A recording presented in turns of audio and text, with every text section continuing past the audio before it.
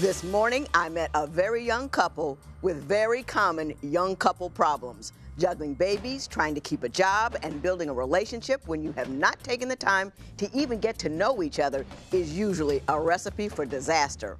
Wait till you see the mess that came into divorce court today. Divorce court is now in session. Good day, ladies and gentlemen. I'm here with Breann Johnson and Johnathan.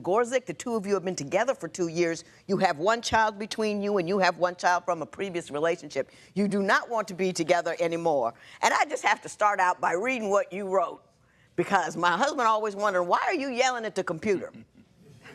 and I yell at the computer when I read stuff. This is what you said. We dated for about 2 months, and the first time we had sex, she got pregnant. We decided to move in together because it was the right thing to do. Is that what you said? Yes, ma'am. Now, how do you get... Well, let me start with you, Ms. Johnson. How long did you know him before you got pregnant by him? We knew about 3 months. 3 months. Why would you have unprotected sex with a guy you knew for 90 days? 90 days! I can't honestly answer that. I felt a connection. They all come in and tell me that same thing.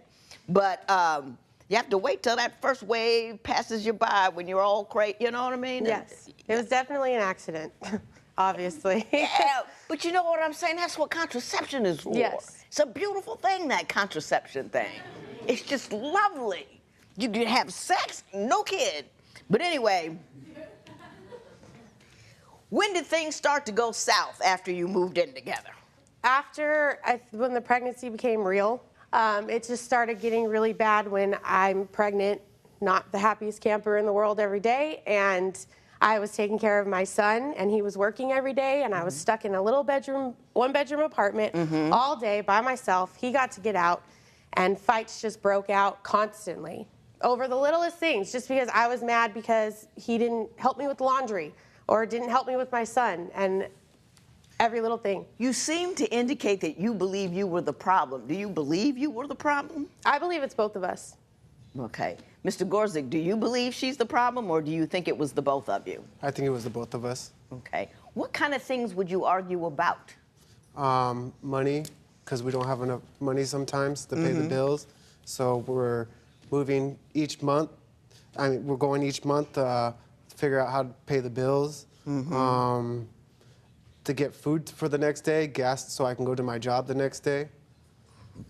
Speaking of money, you say that Ms. Johnson just doesn't know how to keep a job. You guys are struggling financially, but she can't find a job or keep one. Tell me what she's been doing in the employment arena. Well, I get her a job because I'm a lead at my warehouse that I was at, and I get her a job there, and there's about 4 times that she quit. Tell me that she can't handle it no more. She gets in arguments with some coworkers. What do you argue with the coworkers about? I was very stressed out, overwhelmed. I just started getting more responsibilities at the job. And one of my coworkers, she came up to me and was just nagging into my ear about something. And I was crying in tears. And she was like, "What are you doing? Why aren't you doing this?" And I told her basically to screw off. Yeah. I get it. She went immediately to a supervisor and told them. And he was there. He witnessed the whole thing. Ms. Johnson, can I ask you, do you feel that you're a good emotional manager? In other words, do you feel like you have your sensibilities about you? That you're cool, calm, and collected, or that the world just kind of bats you about and you get emotional all the time and you're upset a lot? Do you feel that way? I definitely have a button, and when it's pushed, it's switched, and I am turned into a completely different person. Okay. There is no button. I'm just going to tell you that. I think you run a very emotionally unexamined life. You feel and you do, and you never throw a think in between. If you are strapped for cash, anybody at your job should be able to say anything to you. You let that woman kill your money because you didn't have the emotional wherewithal just to let it go by. And the minute that you decide that the world is going to manage your life, because it does, you lose absolute control over everything. because everybody else is managing your day except you. You with me? Yes. You gotta grow into that. Mr. Gorzik, do you see her as I see her, as someone who is overly sensitive, emotional, and subject to becoming upset at the slightest thing? Yes, I do. Okay. Sometimes. Now, But do you get emotional at all? Because you reading dry like paint over there. Yeah, I get emotional also as well sometimes, but I handle it in All a the time. different way. I handle it in a different way. How do you handle it? In the work environment, I kind of bite my tongue and go off. And keep your job. Yeah, and keep my job because I have a family I have to support, and I have to be there, and I have to pay for the rent and stuff for my family. What about at home, though? Sometimes when we go at each other, I don't, and I use verbal bad language to her sometimes. Ms. Johnson, you tell me how he is at home when you two are getting into it. He doesn't control. He has no control, just like I do. So everything, the smallest thing becomes a huge, the hugest. chaotic, messy argument. How's that working with the kids? It's very hard. I don't want us to fight.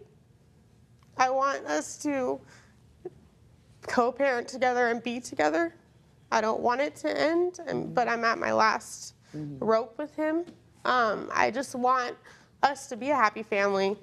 Everybody wants that fairy tale ending, which it doesn't exist, but you make your own, I believe. So I feel like if we could control our emotions just a little bit better, it won't affect our kids in the long run because they're still young right now, so they don't. But there is times where my oldest, he knows. He can feel the tension. Right. He knows we're fighting.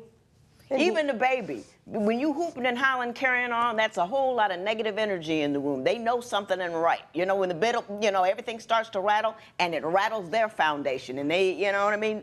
Even when they're babies, they may not know what you're arguing about, but they know that the two people that they count on to survive are going crazy. Yes. And I woke up in the middle of the night to 35 missed phone calls, tons of text messages, and then I found out he was crying to everyone, telling everyone I blew him off. Seep into the core of your being and speak to who you were and as a person. Because I really liked the girl already. Did that happen? Yes, ma'am, it did.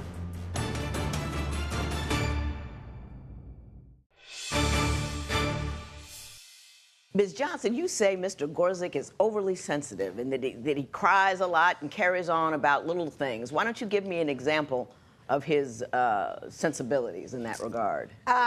We met in October of 2013, 2012, 13. And New Year's, obviously January 1st, I was with some friends. He was with his own friends. We weren't officially dating, so we kind of just did our own thing. And I actually ended up falling asleep by 10 p.m. at night. Didn't have that exciting of a New Year's. And I woke up in the middle of the night to 35 missed phone calls and tons of text messages. And then I found out he was crying to everyone, telling everyone I blew him off. When really, I mean, I didn't necessarily blow him off. You just fell asleep. I fell asleep. And when I tried to tell him that, it's, you don't like me, you don't want to hang out with me, why am I even wasting my time? Turns into stories like he's just the worst person alive, but really, I just fell asleep. Did that happen? Yes, ma'am, it did. Now, Mr. Gorzik, you didn't know her that long. Why was it so distressing to you that I mean, anybody would be annoyed if you had plans with somebody and they don't show. I get that part. Yeah. But why did that seem to seep into the core of your being and speak to who you were and as a person? Because I really liked the girl already. And I just wanted to spend that New Year's with her and be with her. And I guess it just didn't work out. Okay.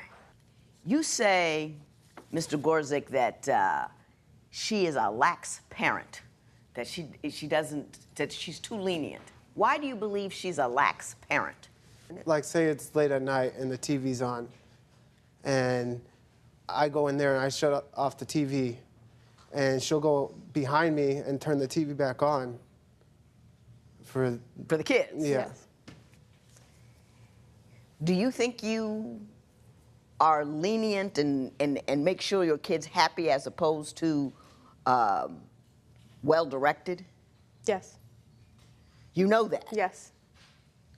What are you going to do about that? I'm trying to focus different ways that we can discipline, different ways that we can have more control. But it's very hard because I don't want to. You know what I mean? That's the most selfish thing you could ever do to a kid is to make him happy all the time. Because when you make him happy, you feel good. And so you're doing that to make yourself feel good to his detriment. We can't have a generation of children who absolutely have no idea what it is to lose, not get what they want, and not fall apart. Well, I mean, he definitely does the same thing. Let him do it. No, no. Like every time he'll take my son, get him a toy. And I'll come back, why does he need another toy? Well, consider that fuss a joint fuss. Yeah. I'm fussing at the both of you. Don't raise a kid who can't take no. Yeah. So sometimes I use it against him. I'm tired too because I go to work every day and I come home and I'm tired too. But he still wants sex. Have you been living together for years but find that splitting up is as complicated as getting a divorce? Call toll-free at 1-877-311-2222 or visit our website at divorcecourt.com. Don't forget to join the conversation on social media. Go to facebook.com/divorcecourt and follow us on Twitter and Instagram @divorcecourt. If you would like your case to be heard on Divorce Court, call us toll-free at 1-877-311-2222 or log on to our website at divorcecourt.com. Follow us on Facebook and Instagram @divorcecourt. Mr. Gorzik, you say, tragically, that you have to schedule sex. Yeah. And even when it gets scheduled, it doesn't always happen. Yeah. Explain to me how you got in that particular conundrum. Sometimes when I'll be at work, she tells me that when I come home, I can have it when I come home. And then when I do come home from work or something, she tells me, oh, we can do it in the morning. But sometimes it's hard to do that because we have the kids in the same room as us. So we sometimes do have to schedule it. Mm-hmm. So, but sometimes I'm waiting. She tells me Monday morning, and then it's all the way already Friday, and then it's already been like a month later already. That's exaggerating a little bit. But do you slot him in and then don't let him? Sometimes, yes. Do you not? And be honest. Is it really 'cause I'm busy, or is it really 'cause you don't wanna? Well, so I am just tired. The 2 kids, and I'm going to school, and I'm tired. And he doesn't help. I mean, he doesn't help me as much as I think a second partner should help. So I'm exhausted. So sometimes I use it against him. Definitely. But don't you think that I'm tired too because I go to work every day and I come home and I'm tired too. But he still wants sex. Tired, yeah. Too tired to diaper, but you're not too tired to get some, right? You know what I mean? It's an energy thing. Let me say something to both of you guys. I think you're just young and immature and don't know how to handle it. I had 2 kids, 3 stepchildren, and had a job, and my man was still smiling. Do you know what I'm saying? Yeah. You got to learn to run your life so your life doesn't run you. And I think that what's happening is you're not organized, you don't have it together, you haven't sat down and spoken about what needs to happen, who needs to help and do what. You just thought it would work out. And you don't make any plans, and you don't sit down and budget the money and make sure you're going somewhere. You're just responding to every crisis as it happens, and you spend all your time putting out fires, and that's very, very tiring. So what you need to do is do you guys have family you can count on at all? Somewhat, yeah. Somewhat. Do you have family you can count on at all? Not really. Not really? Are you using them as best you can? Yes, definitely. Does that seem to help? Yes, sometimes. Sometimes they aren't. We have to figure it out on our own. I mean, Yeah, I adults. mean, because you've grown Yes. and you had a kid, so Yes. that's on you. But my question is, a lot of people say when my family helps, you want them to do certain things, but do you take advice from them? No. Why not? I don't take advice from it. I need to start taking advice from people. That's why you're in the soup. Yep. You got pregnant real quick, you moved in with a guy you didn't really know, you're overwhelmed, you can't keep a job, and then you're not going to let anybody tell you what to do. You don't know what to do. No. I should start listening to people. I think you should.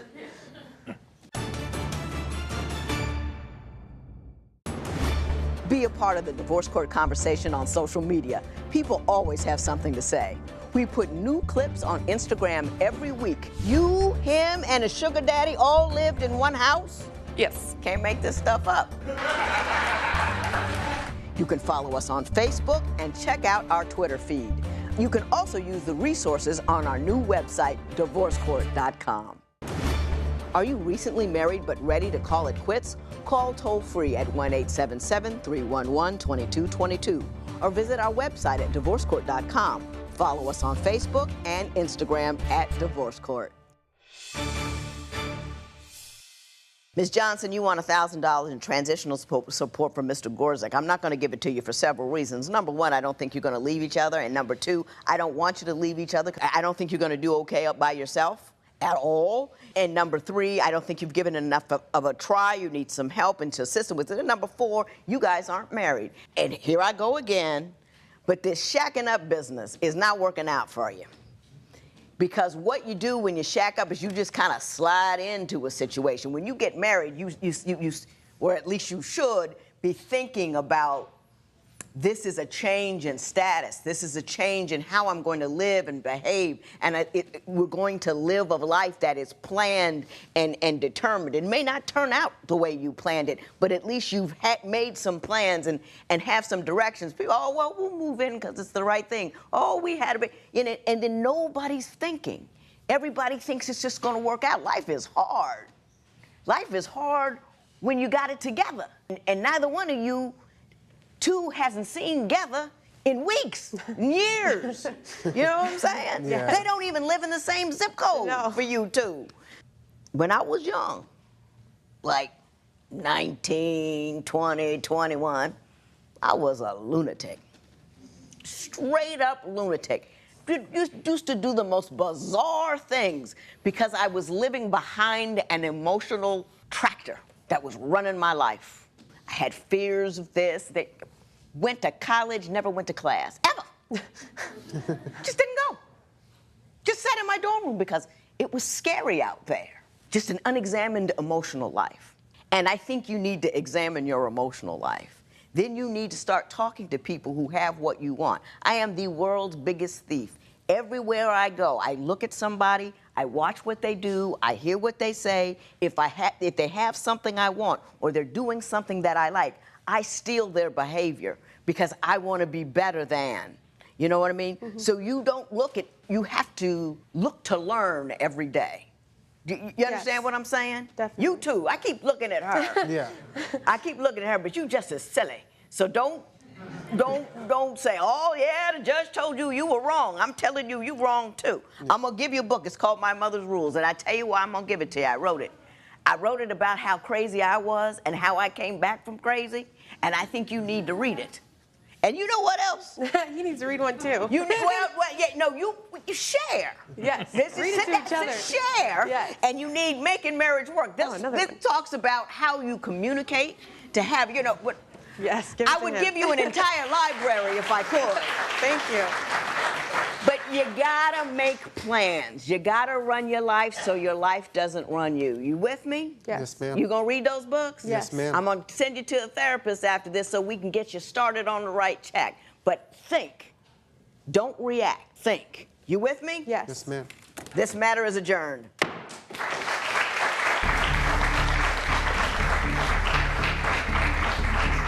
Everybody wants to talk about being unique and an individual, and you should be all of those things. But while you're being unique, while you're being an individual, you can still take advice. Call us at 1-877-311-2222.